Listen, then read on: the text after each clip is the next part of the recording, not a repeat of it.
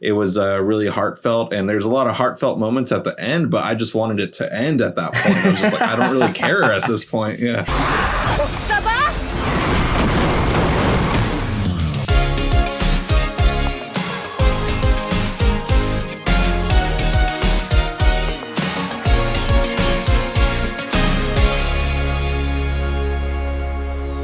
Drive-by movies, you are watching Fresh Releases. My name is James. My name's Blaise. And today we are checking out Peninsula, the new sequel to Train to Busan.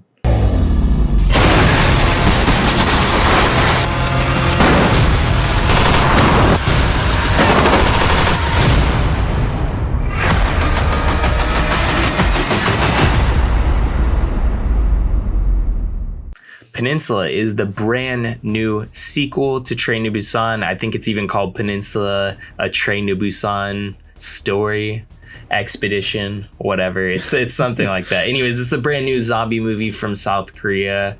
It takes place actually 4 years after the zombie outbreak in Train to Busan, and it follows the Korean peninsula that's been devastated. Jung Seok, a former soldier who has managed to escape overseas, is given a mission to go back and unexpectedly meet survivors in the peninsula. So I have to say I was extremely excited. I think this was like probably one of my most hyped movies coming into this year. And this is before, kind of everything. I think even like last year I was freaking stoked for this movie to come out. And I'm actually surprised we even got it this year. I'm too. I'm still surprised that we got it. But yeah, this did come out. We watched it. And I would love to know, before I get into my thoughts, I'd love to know what you thought of the movie. Well, I mean, it's just, I feel bad saying like this is the next upcoming chapter in the Train to Busan movie or series or chapter.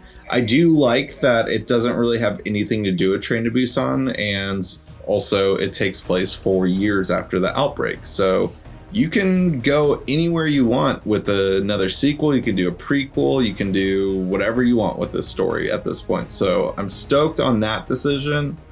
But I hate comparing it to Train to Busan. But first of all, it fails as a follow-up to Train to Busan.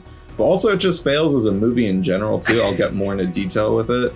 I honestly didn't like it. I like zombie movies overall, but just this one I couldn't enjoy. And I found it weird that like it just went straight up from like the other one felt very intimate with it taking place on a train, and then this one just feels so vast and grand. Like it was like going from Night of the Living Dead to Day of the Dead, where Day of the Dead was like pretty big, even though it takes place underground for the most part, but just like it felt just way too grand. And there's some really over the top stuff that sometimes works in movies, just didn't work here for me. But what were your thoughts on it? So I have to say, I'm not gonna let you make the comparison as Night of the Living Dead to Day of the Dead. I'm gonna have to correct you there. It's definitely Land of the Dead. This film is entirely Land of the Dead. Like this film, to a T, this film borrows a lot from Land of the Dead, which I'm totally fine with.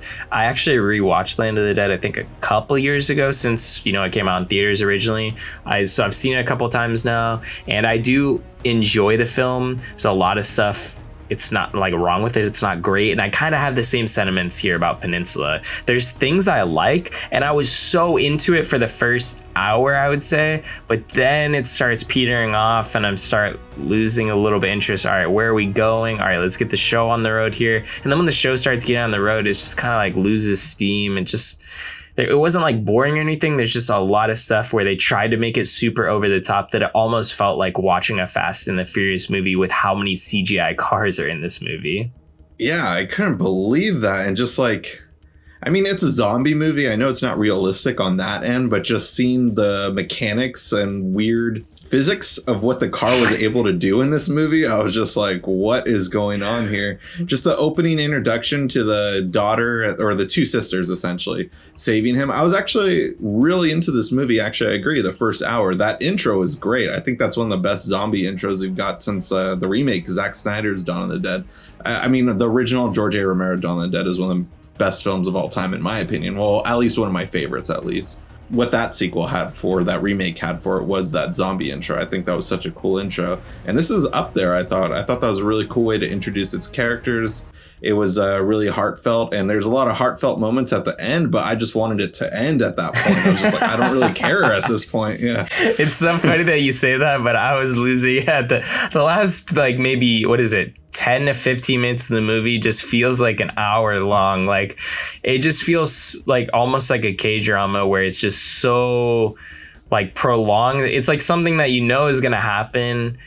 And it's like, all right, just get the show on the road. The movie's got to end at some point. Come on. Yeah. Why is this scene taking forever? Like, and it's just so, like, it's almost so silly. Like, we talked about you're saying the physics of the CGI cars. Like, this movie, I know I talked about Unpregnant last week being like cartoonish. This, like, is next level cartoon where the way the car is like doing 180s inside of an alley. Like, that's physically impossible. Like, I don't care how good you're a driver, but if you're a driver that isn't even old enough to have a license, you're not going to be good enough to pull off those moves, you know? Right, yeah. I don't know, like, what, and also I think what the problem was with this movie, it was catering too much towards Americans. I think South Korea knows that this movie, Train to Busan at least, did very well in the US. Like, it gained such a huge following through both Shudder and Netflix. So many people rave about that movie. So many people I know who don't watch horror films or zombie films, they've seen Train to Busan and they love it. My dad, someone who hates horror films, he loved that movie. I don't even know how he ended up watching it at this point. I don't live with him. And just one day he's like, have you seen Train to Busan? I was like, what? You saw that? With this movie, though, there's a lot of English speaking moments I was very surprised about.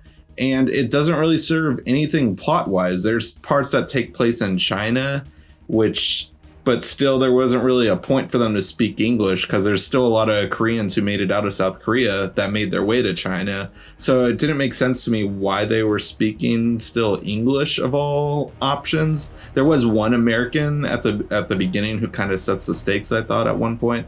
But also towards the end, even some of the soldiers that saved them at the end, I was just like, why are they speaking English? So like, they're UN soldiers, so like English might be somewhat of a universal language for like the UN. Maybe I'm not exactly sure, but I think that would be the case.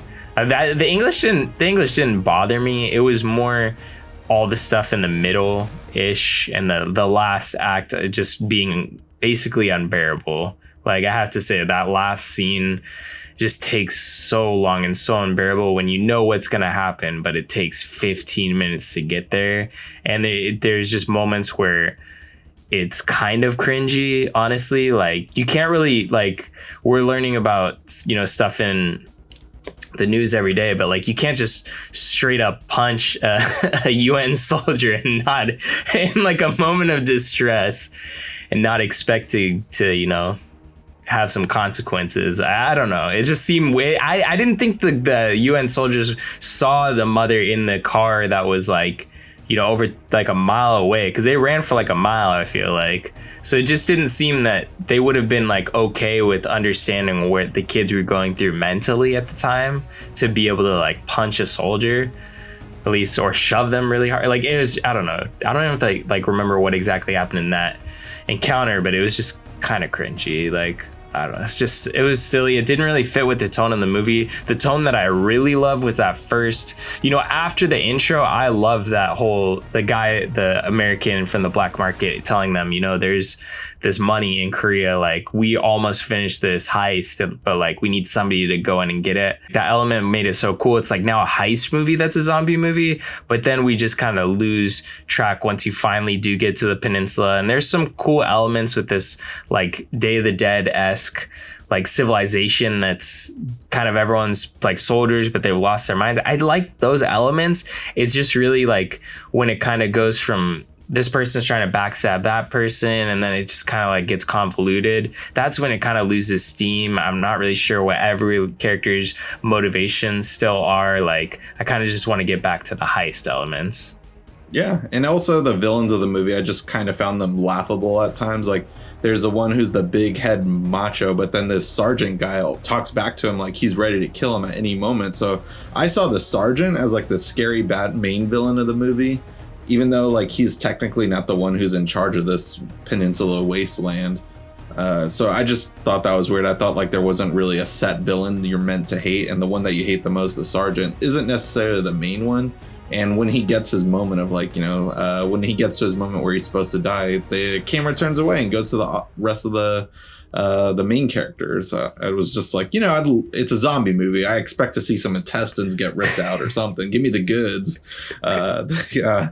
And also just like, why did it go like, I got the Fast and the Furious references, like with it, like just these weird high speed chases, the over the top physics going on, but also just like, why did it turn into like a weird Mad Max scene also too? Just like, yeah, there was just a lot of it too much towards the end where I thought like it was just catering towards America, not just with the English speaking, but just like, oh, Mad Max is popular, Fast and the Furious is popular.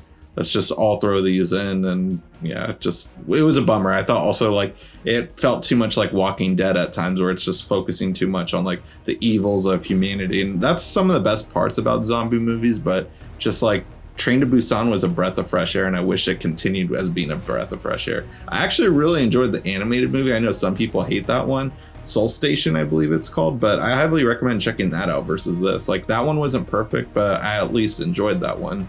Honestly, I think after watching this one, I'm definitely gonna have to check out Soul Station because this one left me with a bad taste in my mouth. Honestly, guys, I'm not gonna really tell you not to go see this movie. I know this is one of those hype movies where if you love Train to Busan, you're definitely gonna want to check out Peninsula. I say just take your hype with a grain of salt here. Anyways, guys, if you want to support the show, go ahead and check out Peninsula using the Amazon affiliate link in the description box below. After doing that, be sure to leave a comment and smash that like button. That really helps us out. And if you haven't, please subscribe and hit that notification bell to get all our latest updates. Also, guys, we are brand new to Instagram, so go ahead down there, search out our Instagram name, and follow us on there. Anyways, guys, that is it for this week. Tune in next week for our brand new, fresh releases.